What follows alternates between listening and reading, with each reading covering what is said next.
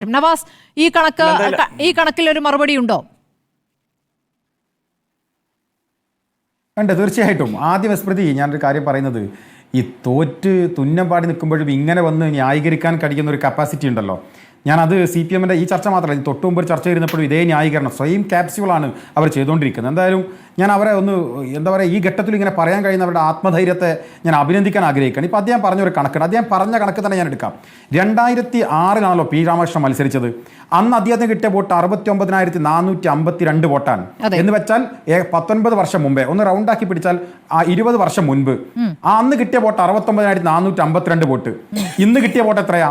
66,660 vote. എന്ന് വെച്ചാൽ 2006 20 വർഷം മുൻപ് P. രാമകൃഷ്ണൻ പിടിച്ച വോട്ടിനേക്കാൾ 2,792 വോട്ട് കുറവാണ്.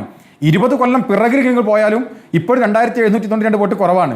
അരുൺകുമാർ, 20 വർഷം മുൻപിലാണ് നമ്മളുള്ളത്. ഇതിനിടക്ക് 1,00,000-ലധികം വോട്ട് ആ മണ്ഡലത്തിൽ വന്നിട്ടുണ്ട്. ഇങ്ങനെ ന്യായീകരിക്കുമ്പോൾ സ്വന്തം പറയുന്ന കണക്കുകളെ കുറിച്ചൊരു ബോധ്യം നമുക്കുണ്ടാകണ്ടേ? 20 വർഷം പിറകോട്ട് പോയി ന്യായീകരിച്ചാലും രക്ഷപ്പെടാൻ കഴിയാത്ത വിധം ജനങ്ങൾ നിങ്ങളെ നിങ്ങൾ ഉൾക്കൊള്ളു. 20 വർഷത്തിനിടയിൽ ചേർത്ത് ഒരു വോട്ട് പോലെ നിങ്ങൾ കൂട്ടണ്ട.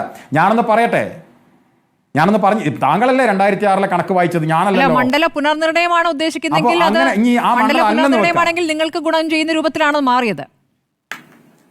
ശരി നവാസ്, പൂർത്തിയാക്കൂ. എനിക്ക് അടുത്ത ആളിലേക്ക് പോകണം. BJP മണ്ഡലം പുനർനിർണയം അല്ല, ഞാൻ അദ്ദേഹം പറഞ്ഞ ഒരു മിനിറ്റ് കൊണ്ട് ഞാൻ അവസാനിപ്പിക്കും. ഈ മണ്ഡലം പുനർനിർണയവുമായി ബന്ധപ്പെട്ട അദ്ദേഹത്തിന്റെ ഭാഗത്തിലേക്ക് വന്നാൽ തന്നെ ഞാൻ ഞങ്ങൾക്ക് തന്നെ അത്ഭുതമുള്ള ഒരു കാര്യം എന്താണെന്നറിയോ? അമരമ്പലം പഞ്ചായത്തിൽ ഞങ്ങൾക്ക് എങ്ങനെ 704 വോട്ട് ലീഡ് ചെയ്യുന്നത് ഞങ്ങൾക്ക് ഇപ്പോഴും മനസ്സിലായിട്ടില്ല. അമരമ്പലം പഞ്ചായത്ത് ഞങ്ങൾക്ക് അറിയാത്തൊരു കാര്യം അരുൺകുമാർ. ഞാൻ ആ പഞ്ചായത്തിൻ്റെ ചുമതല വഹിച്ച ആളാണ്. ഞാൻ ആ പഞ്ചായത്തിലെ 35 ബൂത്തിലാണ് ഞാൻ പ്രവർത്തിച്ചത്. അവിടെ 704 വോട്ട് ഭൂരിപക്ഷം കിട്ടുമെന്ന് സ്വപ്നത്തിൽ പോലും ഞങ്ങൾക്ക് പോലും ചിന്തിക്കാൻ കഴിയുന്നില്ല. അപ്പോൾ നിങ്ങളുടെ പഞ്ചായത്ത്, നിങ്ങൾ ഭരിക്കുന്ന പഞ്ചായത്ത്, CPM മെമ്പർമാരുള്ള പഞ്ചായത്ത്, മുനിസിപ്പാലിറ്റിക്കകത്ത് നിങ്ങൾ ഭരിക്കുന്ന മുനിസിപ്പാലിറ്റി, മുസ്ലിം ലീഗിന് ഒരു അംഗങ്ങൾ പോലും ഇല്ലാത്ത മുനിസിപ്പാലിറ്റി, ഭരണത്തിൽ നിങ്ങളുള്ള മുനിസിപ്പാലിറ്റി, ആ മുനിസിപ്പാലിറ്റി 3,900 4,000 വോട്ട് ഞങ്ങൾക്ക് ലീഡ്. എന്നിട്ട് നിങ്ങൾ പറയാണ് ഞങ്ങൾക്ക് ജനങ്ങൾ ഞങ്ങളെ കൂടെ അല്ല നിങ്ങളുടെ കൂടെ തന്നെയാണ്. ശരിയാണ്, നിങ്ങൾ അങ്ങനെ തന്നെ ധരിക്കണമെന്നാണ് ഞങ്ങൾ ആഗ്രഹം. ഏതെങ്കിലും ഒരു ഘട്ടത്തിൽ നിങ്ങളത് തിരിച്ചറിഞ്ഞു പോയാൽ വലിയ അപകടം സംഭവിക്കാം. 2026 തെരഞ്ഞെടുപ്പ് ഒരുങ്ങി നിൽക്കുകയാണല്ലോ. അതുകൊണ്ട് ഇതേ ന്യായീകരണം നിങ്ങൾ നടത്തണമെന്ന് ഞങ്ങൾ ആഗ്രഹിക്കുന്നത്. പിന്നെ സ്മൃതി ഒരു കാര്യം പറയും, ഇപ്പോൾ അവർ പറഞ്ഞല്ലോ ഈ വർഗീയവാദികളുടെ വോട്ട്, ഈ സ്ഥിരം ക്യാപ്സ്യൂൾ, ഈ പാലക്കാടും തൃക്കാക്കരയിലും കേട്ട സെയിം സാധനത്തിന്റെ പുതിയ വേർഷൻ ഇവിടെ പറയുന്നുണ്ടല്ലോ. ഞങ്ങൾക്ക് വലിയ പ്രയാസമൊന്നുമില്ല. ഞാൻ മലപ്പുറത്തുകാരനാണ്. മലപ്പുറത്ത് ലോക്സഭാ തെരഞ്ഞെടുപ്പ് ജയിച്ചപ്പോൾ മലപ്പുറത്തിന് ഉള്ളടക്കം വർഗീയമാണ് എന്നാണ് വിജയരാഘവൻ പറഞ്ഞത്. പ്രിയങ്ക ഗാന്ധി ജയിച്ചപ്പോൾ മുൻപിലും പിറകിലും വർഗീയവാദികളാണ് എന്നാ പറഞ്ഞത്. ഇവിടെ വർഗീയവാദികളാണ് എന്ന് ഇവിടുത്തെ വോട്ടർമാരെ വിളിക്കുന്നത്. ഞങ്ങൾക്കൊരു പുതുമയൊന്നുമില്ല. ഈ നിലമ്പൂർ 2 തവണ ലോക്സഭാ മണ്ഡലത്തിൽ വോട്ട് ചെയ്തതാണ്. ആ 2 തവണയും ഇവർ ഞങ്ങളെ വർഗീയവാദികളെന്ന് വിളിച്ച ആളുകളാണ്. അതുകൊണ്ട് അതിൽ വലിയ കൗതുകമൊന്നുമില്ല.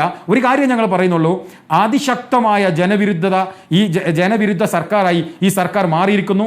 കേരളം കണ്ട 22 മുഖ്യമന്ത്രിമാരിലെ ഏറ്റവും പരാജിതനായ മുഖ്യമന്ത്രിയാണ് പിണറായി വിജയൻ എന്നതിന്റെ ഒടുവിലത്തെ ഉദാഹരണമാണ് ഞങ്ങൾ നിലമ്പൂരിൽ കണ്ടത്. അത് ഗ്രൗണ്ടിൽ ഞങ്ങൾ അനുഭവിച്ചതാണ്. ആ ആത്മവിശ്വാസമാണ് ഞങ്ങൾ ഇരിക്കുന്നത്.